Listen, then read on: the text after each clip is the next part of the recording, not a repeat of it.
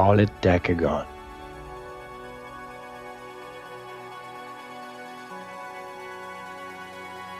Who is a open mod, homemade built, remote control snowmobile?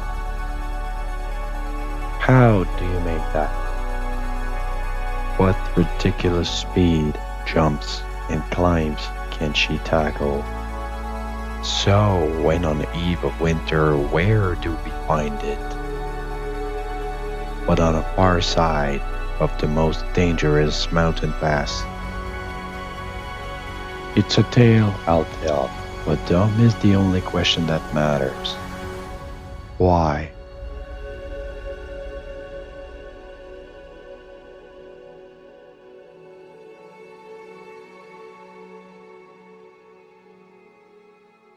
Having a remote control snowmobile that has a lot of power is not a new thing. In fact, it's the oldest.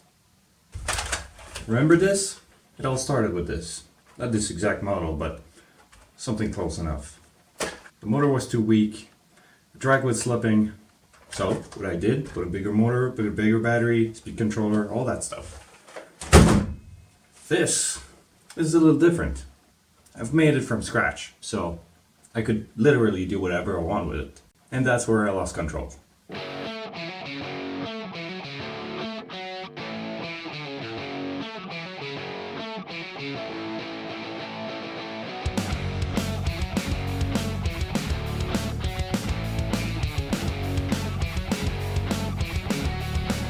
Stop.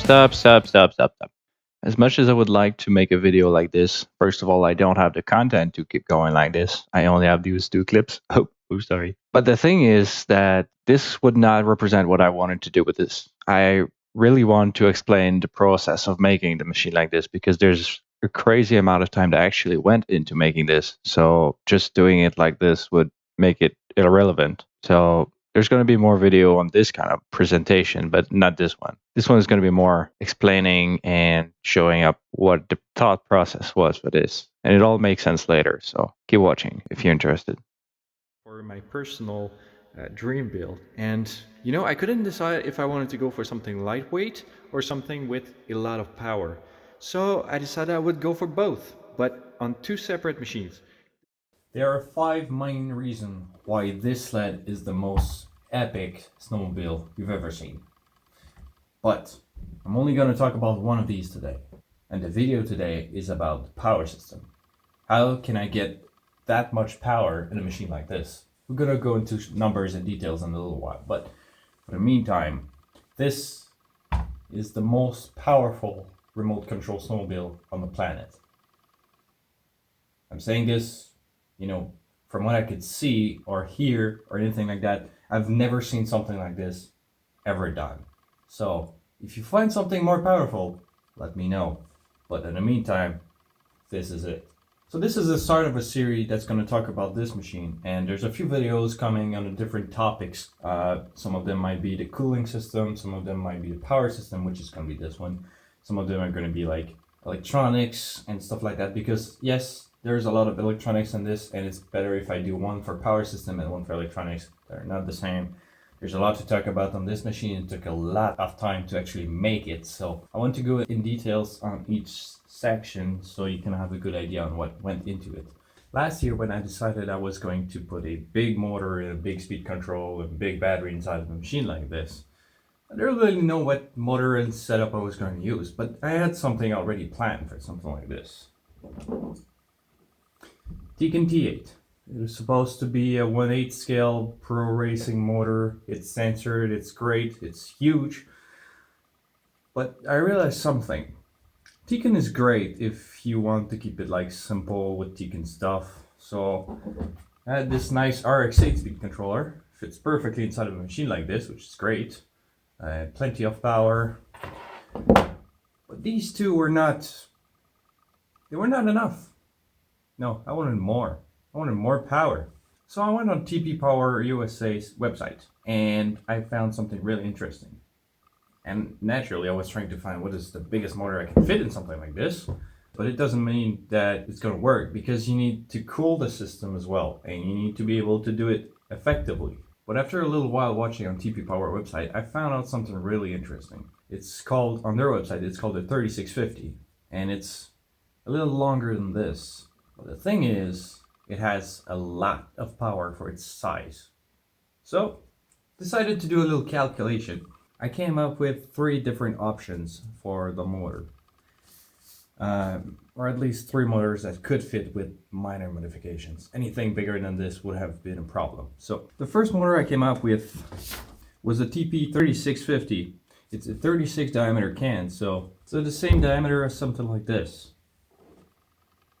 You see, compared to a 42 or 4042, yeah, there's a small difference. This, of course, is a lot smaller than what is available for this. It's a lot shorter, but that motor, the 3650, is rated for a continuous power of 2,350 watts of constant load and 4,500 watts of maximum power. Now, you might not know a lot about watts to horsepower, but let's make it simple, okay? 4,500 watts is 6 horsepower. Yeah, that's a lot of power. But that's the small one. That's the small motor. I have 2 other options I considered for this. There's the 4050, which has the same diameter as this bigger one. So 42 or 42, depending on if you take the fins or if you take the smooth bore. And it has a 2,300 watts constant power and 5,000 maximum watts of burst power, basically. And that motor has a maximum RPM of 60,000 RPMs, which is a little bit higher than the 3050 at 58,000. Not much, but a little bit more. And the last motor, the biggest of them all, is the 4060.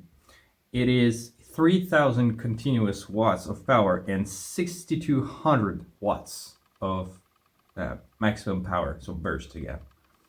And it has a 50,000 RPM maximum RPM, so it's going way down, almost 10,000 RPMs of maximum RPM, so that's way lower. And it's also the longest one at 94 millimeter. The 3060 weighs between 350 and 370 grams.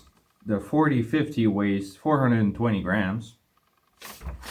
And the 4060 weighs 455 grams. So, of course, the bigger, the heavier.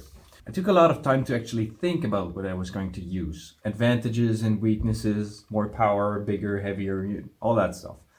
But there are other things that gets in the equation. Of course, the bigger the motor, the more expensive it gets, and the more heavier, and all that stuff. Makes sense, right? This is like the no limit snowmobile. There's nothing too good for it. So that being said, when the time has come to select a motor for this, of course, I choose the smallest motor. Now, I know what you're thinking. What? This is the most powerful snowmobile ever created. Why would you take the smallest motor? There's a small thing called overvolting. Let me explain. The 3650 has a maximum RPM of 58,000 RPM, so it's not the best, but it's very high. And it has a maximum power of 4,500 watts. But if I take, for example, 3080 kV at 19 volts, so if I'm running, say, 19 volts, it's going to take 4,500 watts. But if I'm running at 6S, which is, up to 25.2 volts, it brings the total output power to almost 10 horsepower at no weight penalty. But I know what you're saying. Maximum output power is 4,500 watts. Why would you pump any more? 2 things. There's no limit on how much power you could put through a motor. There's 2 limiting factors though. One is temperature. You can put as much power as you want, and the motor eventually is going to get warm and hot and cause problem, and in the end it's going to weaken the power and it's going to get worse. So you need to get these motors as cool as possible, right? The other thing is maximum RPM. Now, of course, if it's rated for 19 volts and I put 25 volts into it, it's going to go far above 58,000 RPM. It might get to 60, 65, 70,000 RPMs. So of course that's a no-go for this. But the thing is, under load, that motor with that track and that snowmobile is never going to get to these numbers in the real world. In theory. Unless if you let it rev up on the bench, and of course it's going to get above 58,000 RPMs, but in real world it's never going to get above that. But you still get the horsepower advantage in the long run, so it has bottom end torque and, you know, just raw power all over the place. Alright, so now that the motor has been selected, how do you drive a motor that's rated for 4,500 watts and now that's going to get above 7,000 watts? How do you drive that with a speed controller? The choice is actually really difficult. At first I was going to use this because this has a maximum rated power of 300 amps at 6S. But because I'm overvolting it, this is not enough. I need something bigger that has more power and, you know, just more. I want more power. Believe it or not, there was actually one speed controller that could do it. One. And that speed controller is this one, Mamba XLX. I know there's now a second speed controller that can do it, is a Mamba XLX2, but when I started making the videos, it didn't exist. It wasn't even announced. So it is now the XLX, and it was at the time the most powerful speed controller you can get that could actually fit in a machine like this. But now I've seen people show the XLX2, and yes, it's waterproof, and yes, it can deliver more power, but it's never going to fit in a machine like this, and you can't easily modify it because it's waterproof and it's stuck in resin, unlike this one, which is, you know, not waterproof, so easily accessible. Now, I've seen people actually push these things very, very far, up to 400 amps of power in a small little box here. But again, with my motor problem, there's two things that kills a motor. You can kill these things with too much voltage, which is, yeah, it's not gonna happen. And the other thing is temperature. So, I'm gonna deal with that. A nitro snowmobile, yeah, it has a water cooling system. Same thing for this. This is a water cooled system. So, there's gonna be a full-on water cooling loop that cools both the motor and the speed controller. But for that, this is air cooled. So I need to water cool it, or at least make it water cool capable before I can do any sort of run with this. So next video on the subject is going to be kind of an old style video. It's going to be mainly a music and some videos, so it's going to be pretty much old school stuff from the conversion kit and stuff like that, modifying the RMK. So if you like these kind of videos, you're going to enjoy the next one. It took a lot of time to actually do it. It's done now. The unit is inside, but this thing is worth a lot of money. I'm not gonna lie, it's worth more than my car. So thanks for watching. So I'll see you in the next video talking about water cooling on the XLX. So stay tuned and thanks for watching, everyone. It means a lot to me. Have a wonderful sledding season, everybody.